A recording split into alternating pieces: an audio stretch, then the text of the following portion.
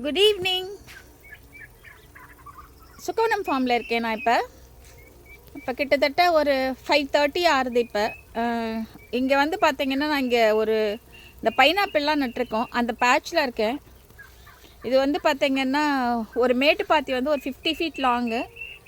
ஒரு செடின்னு வச்சிங்கன்னா கிட்டத்தட்ட ஒரு 6 செடி வைக்கலாம். ஏன்னா இது ஒரு 5 feet length and 50 feet long இது. ஸோ நாங்கள் பைனாப்பிள் வச்சுருந்தோம். நடுவில் சக்கரவள்ளி கிழங்கு கொஞ்சம் போன வாட்டி வச்சது ஒன்றுமே வரல. இப்போ இந்த வாட்டி இன்னும் தானாக முளைஞ்சிருக்கு. அதெல்லாம் எப்போ வரும்னு தெரியல. ஸோ அதுக்கப்புறம் வந்து பார்த்திங்கன்னா முன்னாடி கொஞ்சம் நடுவில் மிளகா அப்படிலாம் வச்சுருந்தோம். ஸோ அது ஒன்ஸ் காய்ப்பு முடிஞ்ச உடனே எடுத்து விட்டாச்சு. ஸோ இப்போ வந்து பார்த்திங்கன்னா பக்கத்து நிலத்தில் வந்து அவர் சம்பா மிளகா போட்டிருந்தார். சரி நாற்று இருக்கான்னு கேட்டால் தரேம்மா அப்படின்னு சொன்னார். நட்டு முடிச்சுட்டு தரேன் அப்படிங்கிற மாதிரி சொன்னார். அப்புறம் வந்து சொன்னார் ஒரு 2 முடிச்சு இருக்குமா அப்படின்னாரு. எனக்கு ஒரு முடிச்சு போதும்னா, இதுக்கு மேலே வைக்கிறதுக்குன்னா திருப்பி ஓட்டணும், இல்லாட்டா மேட்டு பாத்தி கட்டணும்னு சொன்னேன். அதனால் ஒரு முடிச்சு மட்டும் நல்லா பெரிய முடிச்சா கொடுத்தாரு. இன்றைக்கி வந்து டே 3 இது.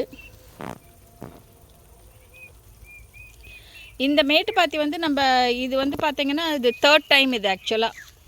ஃபஸ்ட் டைம் வந்து இதில் வெண்டை வச்சுருந்தோம். 2வது வாட்டி வந்து பார்த்திங்கன்னா மிளகாவும் நடுவில் கொத்தவரை நட்டு வச்சுருந்தோம் நம்ம. அது 2மே முடிஞ்சிடுது. அதுக்கப்புறம் எல்லாத்தையும் எடுத்துகிட்டு இப்போ வந்து திருப்பி மிளகா தான் வச்சுருக்கேன் ஃபுல்லாகவே. இப்போ இதில் வந்து பார்த்திங்கன்னா இந்த பக்கமும் பைனாப்பிள் இருக்குது. ஸோ இந்த பக்கமும் பைனாப்பிள் இருக்குது. நடுவில் ஒரு காராமணி வச்சுருந்தேன். ஸோ நடுவில் இருக்கிறதுல வந்து பார்த்திங்கன்னா இதில் வந்து ஒரு செடி 2 செடி அப்படி தான் வைக்க முடிஞ்சது. எங்கெல்லாம் வந்து ஒரு அடி நம்மளால் கேப் கொடுக்க முடியுமோ அந்த மாதிரி கொடுத்து வச்சுருக்கேன்.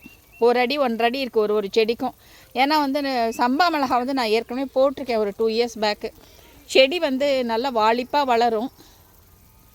ஆனால் நாற்றுலேருந்து இது சம்பாவா அப்படின்லாம் எனக்கு இல்லை, ஐடென்டிஃபை பண்ண தெரியாது எனக்கு.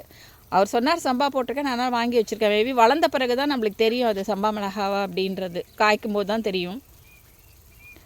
இந்த பேட்ச் வந்து பார்த்திங்கன்னா ஃபுல்லாகவே வந்து ஸ்ப்ரிங்க்லர்ஸ் இருக்குது. ஸோ அதனால் வந்து இது ஒரு பெரிய அட்வான்டேஜ் தான். இது போட்டுட்டு அப்படியே ஸ்ப்ரிங்க்லர் போட்டு விட்டால் அது பாட்டுக்கு தண்ணி அடிச்சிடும். இதுக்கு அடி உரம்னு எதுவும் கொடுக்கல நான் இப்போ. ஏன்னா வந்து ஏற்கனவே நம்ம என்ன பண்ணுவோன்னா மல்ச் போட்டு வச்சுருப்போம். இப்போ அன்றைக்கி முந்தானேத்து தான் இது வைக்கச்சா வந்து ஃபுல்லாக கொத்தினோம் நம்ம எல்லாத்தையும். அந்த களைலாம் இருந்தது ஃபுல்லாக கொத்தி இதை சரி பண்ணி அதுக்கப்புறம் தான் இதை வச்சுருக்கோம்.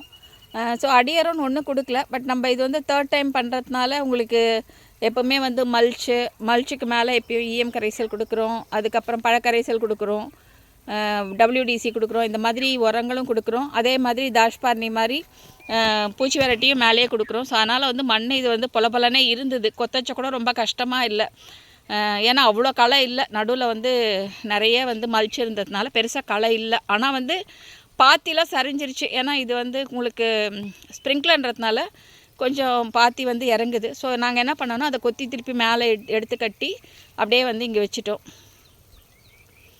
இப்போ அன்றைக்கே வந்து நான் என்ன சொன்னேன்னா மறுநாள் வந்து என்கிட்ட வந்து வாழைப்பழ கரைசல்லாம் இருக்குது, கொடுத்துடலாமான்னு கேட்டேன். அப்போ அவர் என்ன சொன்னார்னா, இல்லைம்மா ஒரு 4-5 நாள் போட்டோம் அப்புறம் கொடுத்துக்கலாம், அது வந்து செடி வந்து ஊனி வரட்டும் அதுக்கப்புறமா கொடுக்கலாம் அப்படின்னு சொல்லிட்டார். சரி அதனால் நான் வந்து கொடுக்கல.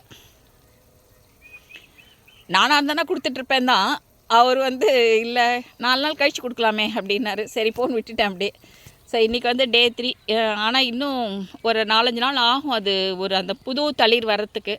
அது வந்த பிறகு அதுக்கப்புறமா வந்து நம்ம வந்து பழக்கரைசலோ ஈயம் கரைசலோ ஏதோ ஒன்று கொடுக்கலாம் அப்படின்னு. ஃபஸ்ட்டு பழக்கரைசல் கொடுக்கலான்னு தான் யோசித்தேன் நான்.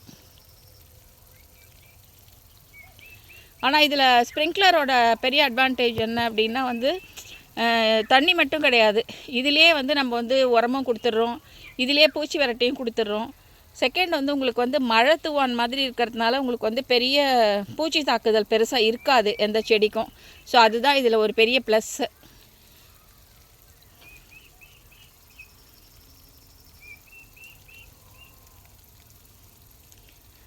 இது போட்டோம் இன்னும் ஒரு 1 வீக் ஆனால் உங்களுக்கு வந்து கண்ணெல்லாம் நல்லா தெளிஞ்சு எழுந்துடும். அதுக்கப்புறம் நான் உங்களுக்கு வந்து ஒரு போஸ்ட் போடுறேன். Thank you.